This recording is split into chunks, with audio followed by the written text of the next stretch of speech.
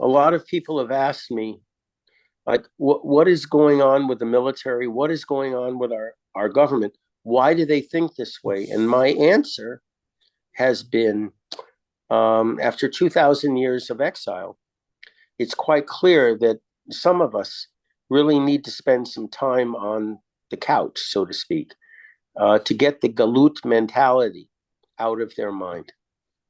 People wouldn't ordinarily think that the general staff of the army or people like Bibi Netanyahu or Gadi Eisenkot or Benny Gantz are suffering from this condition. But they are.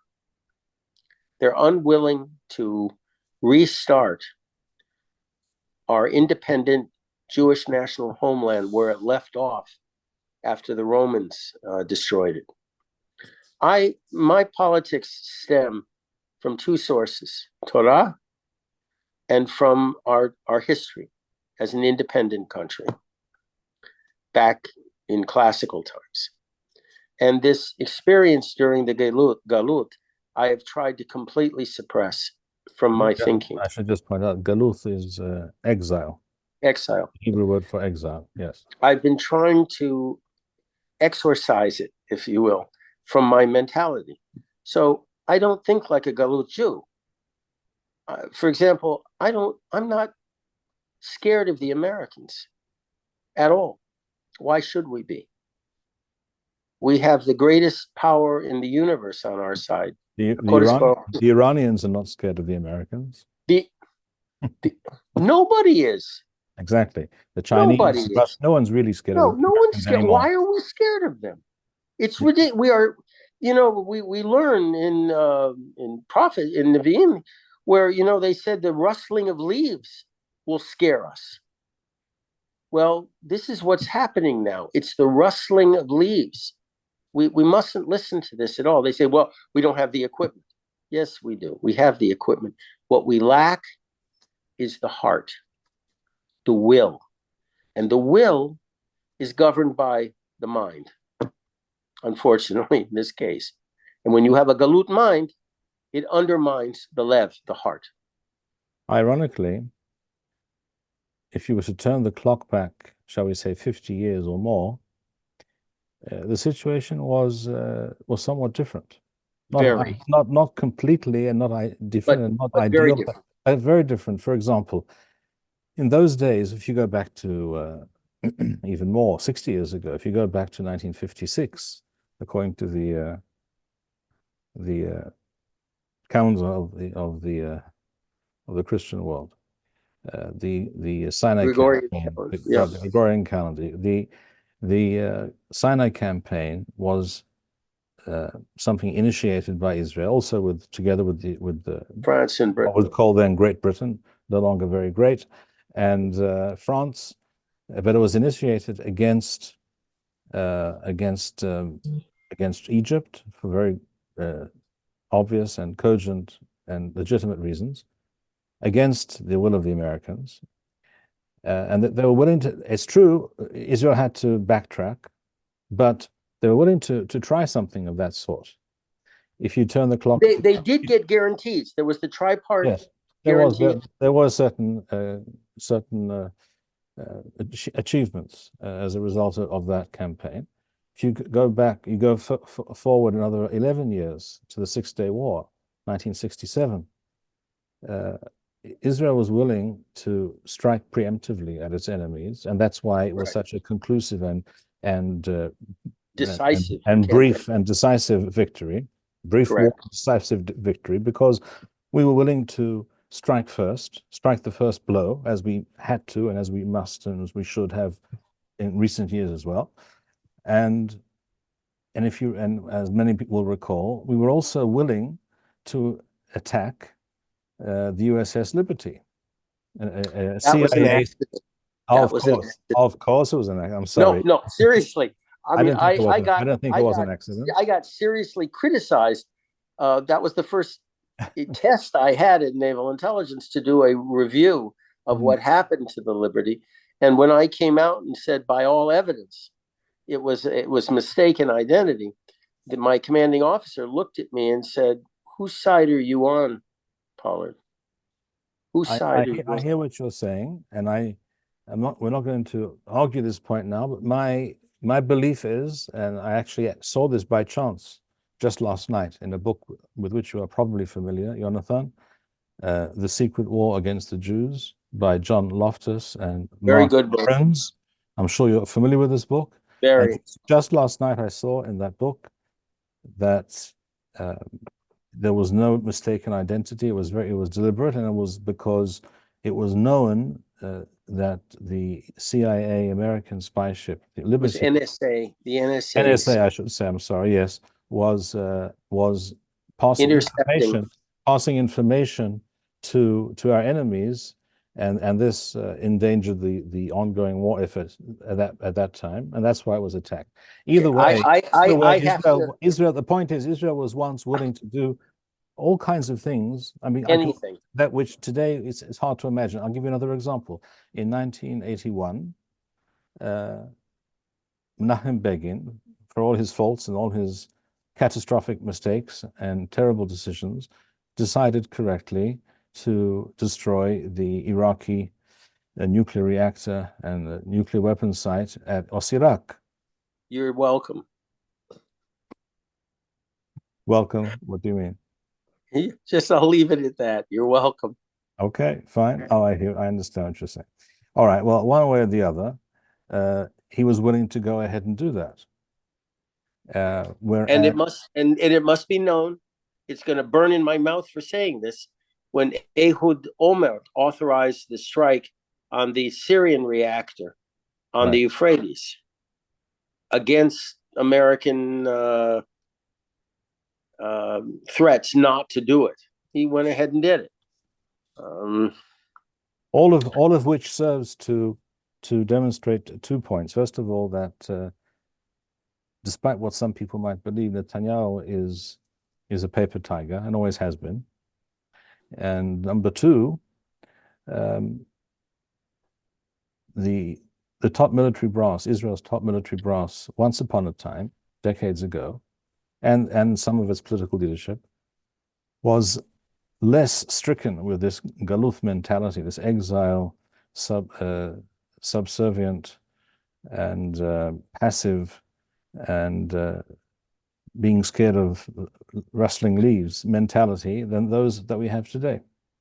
I must say that I've seen a number of professional journals now in Israel, strategic journals, indicating that we should return to the days of preemption and prevention.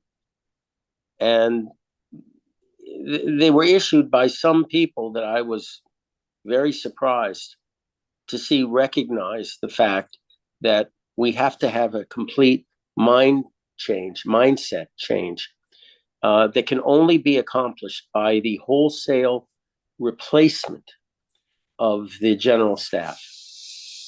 There's no way. We have to rip this weed out by the roots. And I don't know if this will actually be accomplished or not. But it may take a change, a dramatic change in government to affect this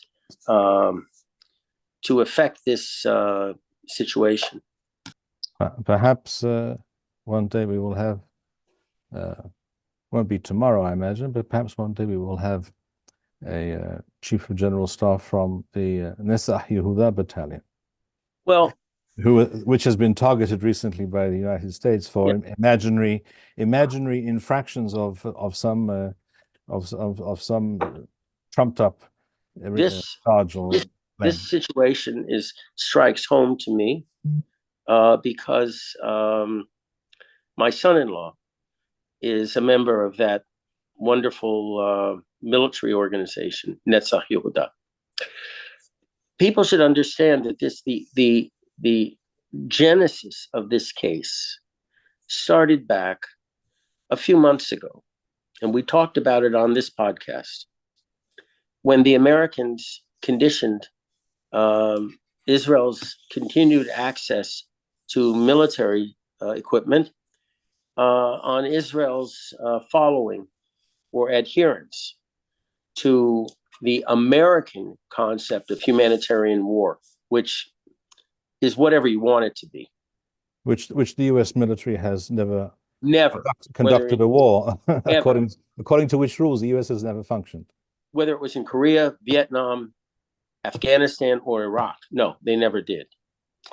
So I said at the time, again, on this podcast and in several op-ed pieces that I wrote, that we mustn't sign this agreement because it was clearly a setup. It was written specifically with us in mind. No other country. Certainly not Ukraine. And that we mustn't sign the agreement because it would be setting ourselves up. Because the Americans were going to find a case to be used against us. Well, it was Yoav Gallant that went ahead and signed this agreement in spite of all the cautionary messages that he was receiving. So what happened? Well, right on time, right on cue, there was an American NGO, American Muslim, radical Muslim NGO that went straight to Blinken and said, here, this organization, Netzach Yehuda, was involved in torturing and murdering an American Palestinian. Okay, this situation was investigated. There were procedures that were violated. People were punished. Okay, and it went over. The situation passed. This Palestinian American, this old guy, was caught at a roadblock, and he was yelling and screaming to alert the Mechabalim, the terrorists, that there was an impromptu roadblock set up and they shouldn't come that way. So, okay, they gagged him, they handcuffed him, they did not beat him, they didn't do. Okay, he died. He had a bad heart. Okay, so what? And this is one reason, parenthetically, why I was dead set against the visa waiver program, because I said at the time, if you allow these people, these so-called Palestinian Americans, to come flooding into the territories, they will turn every single incident where they are stopped at a roadblock or challenged or maybe arrested into a diplomatic incident. And here's an example of where it was used. So this NGO, right on cue, brought this case to Blinken and other cases that they alleged, including the Assam anti-terror organization. And they said, because this is a religious unit, they will be isolated and shunned by the rest of the army and the people of Israel. So they're an easy target to go after. And from what I understand, the State Department has been shocked at the support Netzach Yehuda has received, not only, by the people of Israel across the political spectrum, but also by people such as Benny Gantz, whose response to the Americans was far more dignified and principled than what Bibi came out with, especially because there was no pushback. I maintained that the minute the Americans did that to Netzach Yehuda, this was breaking the ice, because there are other units that they'll accuse of committing these imaginary war crimes. And that unless we push back in an effective way, they will continue this assault on our military integrity and independence. And how do we do that? Well, if we were a real state, a really independent state with an independent mindset, we would call the American ambassador in, Mr. Liu, and tell him, go home permanently, go home, and take half of your embassy staff and consular staff with you. Just go. That's a start.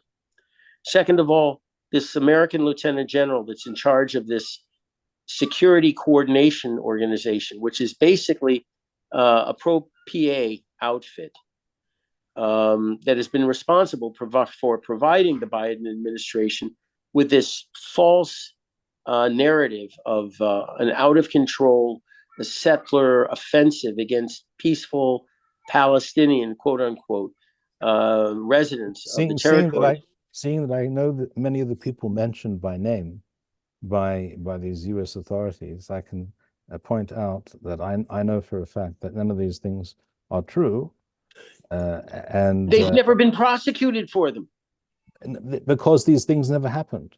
They never happened.